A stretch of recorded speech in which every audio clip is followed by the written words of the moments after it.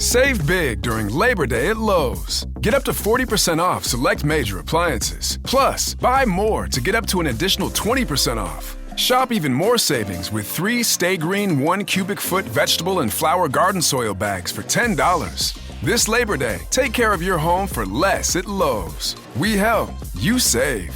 Valid through 9/3. Soil offer excludes Alaska and Hawaii. Selection varies by location. Select locations only. While supplies last. See Lowe's.com for more details. Hello and welcome to Upon Cthulhu Behind the Bar with myself, Matt and Jay. And today we're interviewing Mole about their brand new game, Serving Up Disaster. I hope I got that correct. Indeed. Hello everyone. Without further ado, we'll start off with our very first question that we ask every single guest as an icebreaker, and that is, if a pint of Cthulhu could be any drink, what drink would it be? Ooh. Okay. A dark rum, definitely. I am not a fan of fizzy drinks, so I often mix my rum with apple juice, and it's actually really, really good. Highly recommend it. But I think there needs to be something a little spooky in there. Probably like a floating eyeball of some description, right? Yeah, I can get behind that. I mean, it's much better than some of the stuff we've had. I mean, as we can attest with salmon vodka. Ooh. I think the saltwater rum and something else we had was also pretty bad. Yeah, that just tasted like licking the ocean. Well, Jay, would you like to ask the first proper question? Sure thing, Matt. So why don't you tell us a bit about yourself? Yeah, so I'm Mole. I also go by Molomoot online. I am an artist and TTRPG designer. I also work for Soul Muppet Publishing, doing their marketing and events. Nice. Cool. Okay, so what inspired you to create your own TTRPG?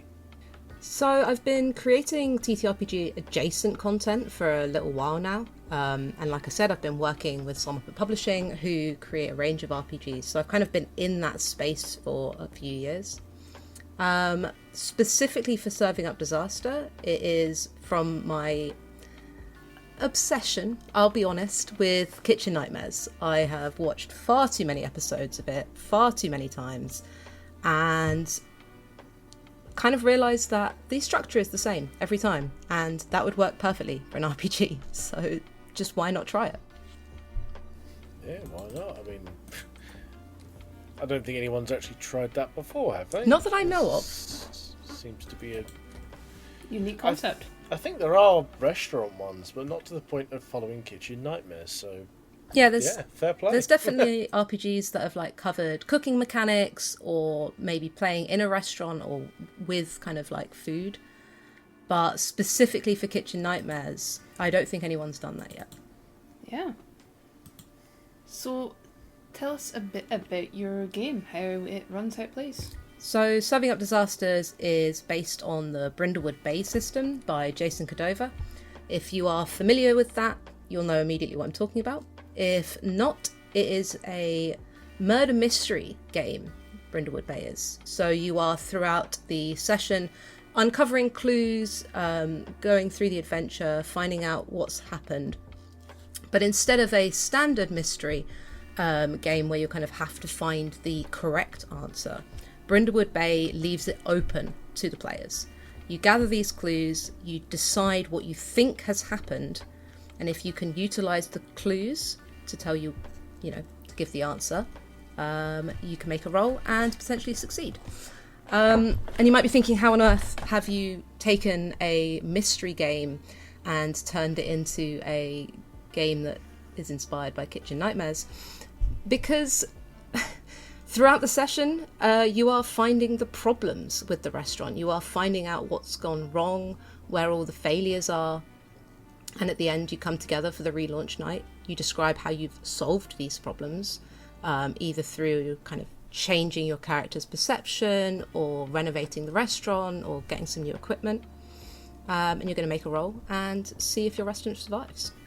Fair. I mean, looking over the game now, it's got a very unique art style. Can you tell us a bit about how you came around to deciding on generally how you'd want this thing to look? Yeah, so I had this game in an ashcan version with very, very simple layout for a while.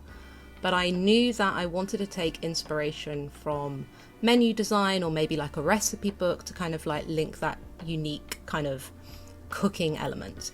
And then you folks are also UK based, so you probably know what I'm about to say, but a kebab menu leaflet popped through my letterbox, and it was the most overstimulating graphic design is my passion leaflet I'd ever seen. And I went, this is it. This is the style of layout that I think Serving Up Disasters would work really well with.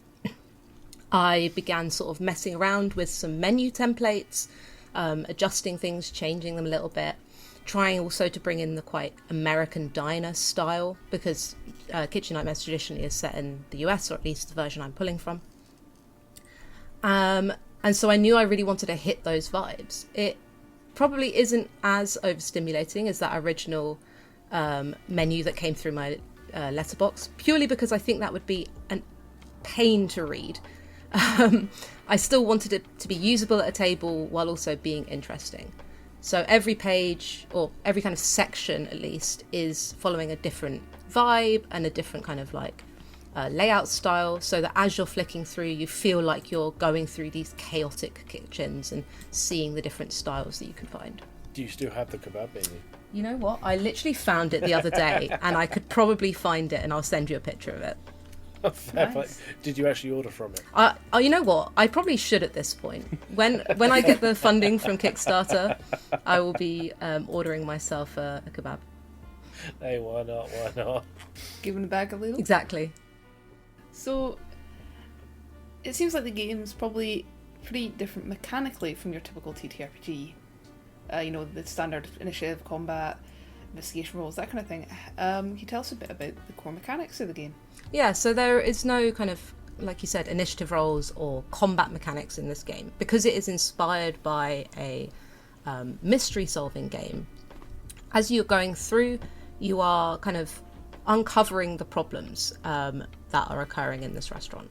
So the GM is actually also a character. They are playing Chef, the feisty, fiery kind of famous TV chef that is going around visiting each of these restaurants. They will be making rolls to discover problems, as the players around them are kind of making rolls to try and impress the chef, or to hide things from them, or to, help them with their discovery. So it's a 2d6 based game. You have 3 stats. Those are communication, control, and cooking. You actually start with negative modifiers to these stats. Again, this is a kitchen that is failing. This restaurant is going under. So as you progress throughout the session, you're given opportunities to improve these kind of skills, and therefore, hopefully towards the end, you're actually succeeding on some things. There are also... Sorry, I'm just trying to think about what's interesting to talk about, because I think that the toques are another really interesting part of this game. These are basically... So toques are the chef hats, the white chef hats. You can, when you want to try and succeed on a roll or gain a bonus, you can put on a toque, answer a little question about your character or about how they feel about chef or the restaurant, and you can gain a little bonus to your roll. I have a burning question. Please. Is there an opportunity, because this is Kitchen Nightmares based, can you essentially be a saboteur? And the waitresses Ramsey runs into that are so willing to tell the owner? Most definitely. So every member of staff, every character, gets a specific staff move that they can utilise throughout the session. And one of those is literally pretty much that. It is that you kind of believe that everyone around you is bringing the restaurant down, and you can support Chef in finding problems. Okay. I mean, that sounds like it could be quite funny, and it could also cause a few arguments, which we generally tend to enjoy. So, how do you go about, essentially, I would say world building, but restaurant building in this game? What makes each person's version of their restaurant different? Yeah, so each session actually takes place in a new restaurant. with a new set of characters. So the game is specifically designed that character creation and restaurant creation is super quick. There are a load of like tables that you can roll on to get information for your character and for your restaurant. So in creating a restaurant, you will discover what kind of food it sells, you know, what's the cuisine, what's the style, what oddity is going on here. You also kind of look into what the starting problem of this restaurant is. You know, is it that there was an intense argument between a couple of members of staff? Is it that it's suffering under a corporate management? Or that, you know, all the staff speak in strange voices and rhymes? Once you've kind of like created a base level of your restaurant, you should start, because part of the game is uncovering the weird things as you go, right? And like learning more about what the hell is going on here. Fair enough. So what's the like kind of vibe or player experience you're wanting for this game? The vibe for player experience, it depends really because like I said, the GM is a player in this game. If you're playing as the GM, you are kind of taking that frustration of being a GM, right? That what the hell are my players doing? Why are they doing this to me? That's kind of like the feel there. And you're like leaning into that, right?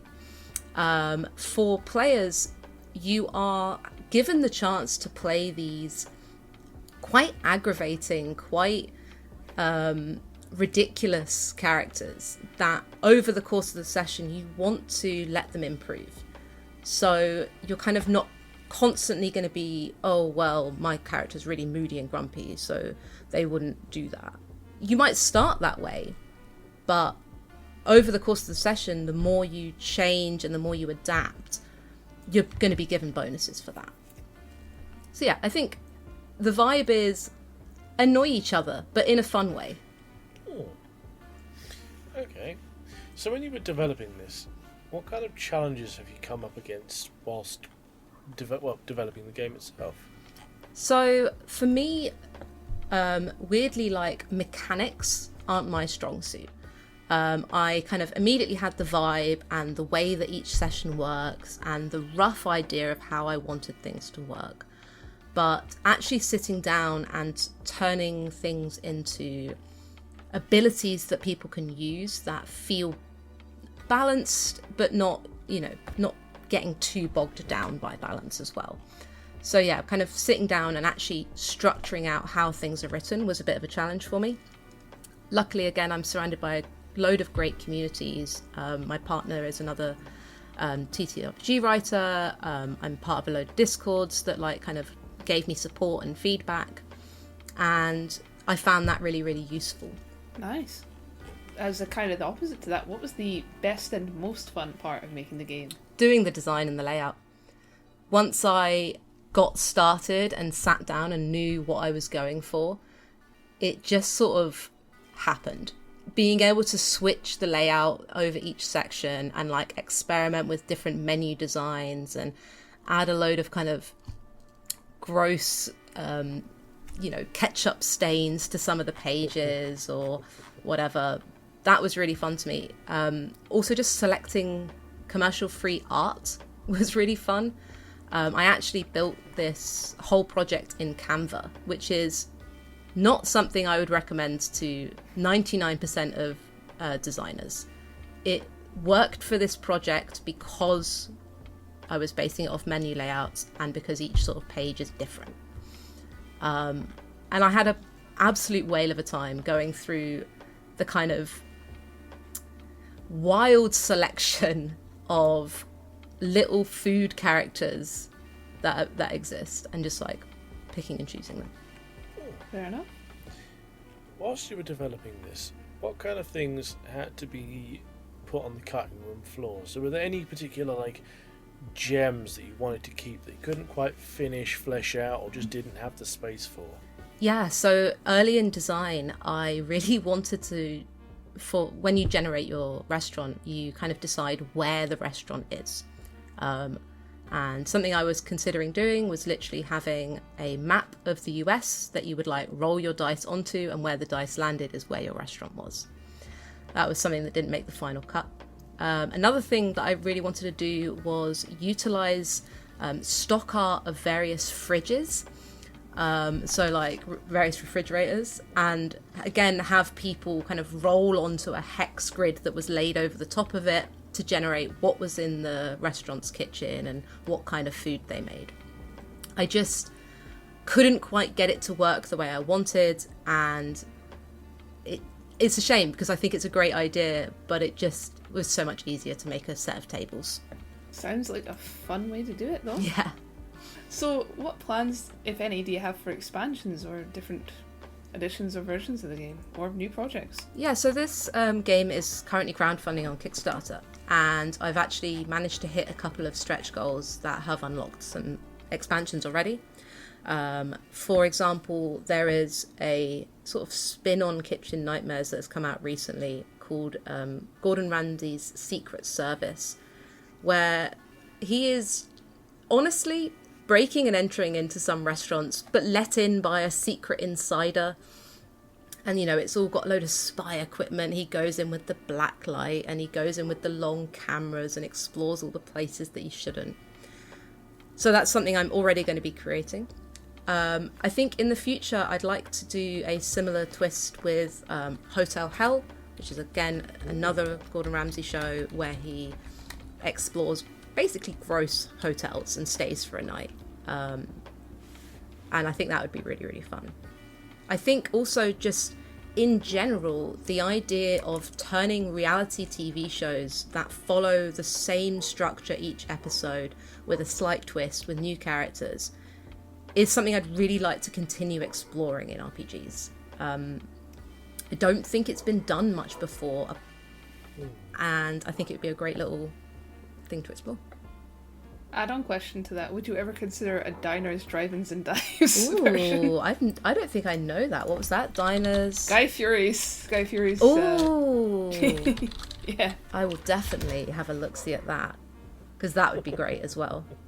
It's a similar thing. He goes around, tours the US specifically for like little diners and shit. Goes in, chats up with staff. Yeah, that sounds exactly the same kind of thing. Yeah, just very different vibes between Gordon Ramsay and Guy Fieri.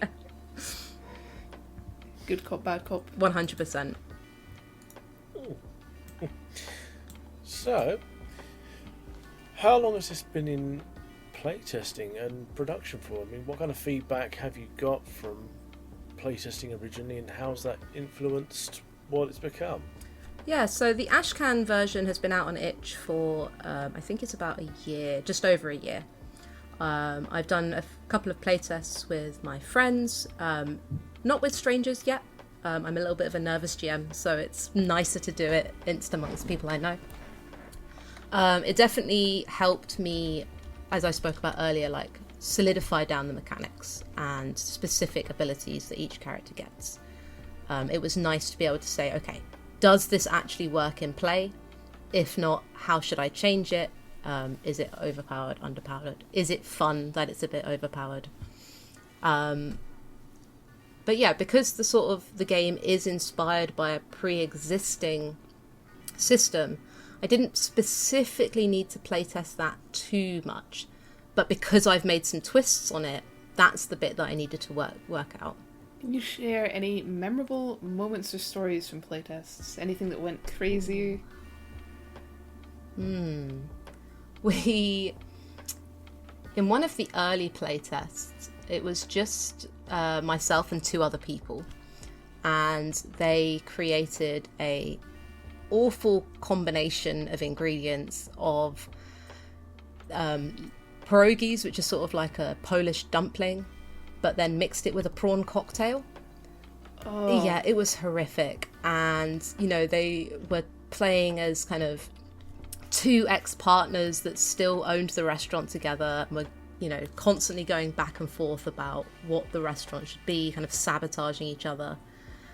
And it just, I think for me, the generation of the awful combinations of food are the most memorable parts. I never look at pierogies or prawn cocktail in the same way. Tell me you got them to eat that combination. Oh yes, of course. Oh, you actually did. Oh, not in real life, but that's a great idea. So for an addendum to that, we do a yearly holiday thing, and the question we asked you at the start, what drink would it be? We make them and drink them. At least we tried So to. if someone puts horrific shit, we have to drink horrific shit. Now, if someone makes us something nice for once, we're very, very grateful. Well, I'll let you have a jelly eyeball instead of an actual one. Yeah, I'm sure we sheep's can find eyeball the fish somehow. eye. Yeah. A little bit of salt, like, yeah, there we go. So, I mean, we've blown through this very quickly. The only other thing we really have to ask is, what kind of advice would you give other TTRPG creators that want to start out? This is going to be such obvious and forehead advice, but just start. The nice thing about Itch is that you can literally take your Google Doc, you can convert it to a PDF, and you can just put it up. You can put it as pay what you want, you can put it as free, and you can start getting feedback and interest. The best time to do something is now, right? And it's okay if it's not perfect. It doesn't have to be polished, it doesn't have to be exactly right, because nothing is the first time. And if you don't get it out into the world, you're never going to get feedback, and you're never going to be able to make improvements. Honest words. Honest words. Honest words, good advice. So, where can people find you? Is there anything you want to shout out? So you can find me pretty much all over under Molomoot. That's Molomoot. Almost forgot how to spell my username then. I'm most active on Blue Sky, but also on Tumblr and Itch, as spoken about. Things I want to shout out. I feel bad to shout out Soul Muppet because I work for them, but also they're a great company. You should go and support them. If you like Sad Space Cowboys or Doomed Arthurian Knights, go check them out. Will do. And of course, obviously your Kickstarter itself. Of course, yeah. You can find that at Serving Up Disaster on Kickstarter. Fair play. Well, this has been an absolute breeze. You answered so many of our questions without us even having to ask them. So we do thank you for that as well. But yeah, that has been us. Thank you very much for joining us. Thank you so much for having me. It's a pleasure for having you. And again, sorry about the mess up from the beginning. Do not apologise, it's totally fine. I have so much ADHD. When you said, I'm really sorry I got the dates wrong, I was like, you know what? That's just like me. I honestly thought I'd got the dates wrong and you could have convinced me that way. Gaslight gatekeeper girl boss, I guess. No, I've never been a gaslighter, never will be. Appreciate it. No. Let's say you're in a room, well, in a virtual room full of people with ADHD diagnosed, so No you're not alone on diversity that one. in the TTRPG community. Oh my god, you know? That's shock and horror. I know, right? Well, before we get too down that rabbit hole, thank you very much for everyone for listening. And again, links in the description. Find this project if it's still late. Did you do late pledges? Oh, we do late purchase, yeah. There you go. So if this is finished already, go on late pledges and do it anyway. Thank you everyone for listening, and goodbye. Thank you so much. Bye. Bye.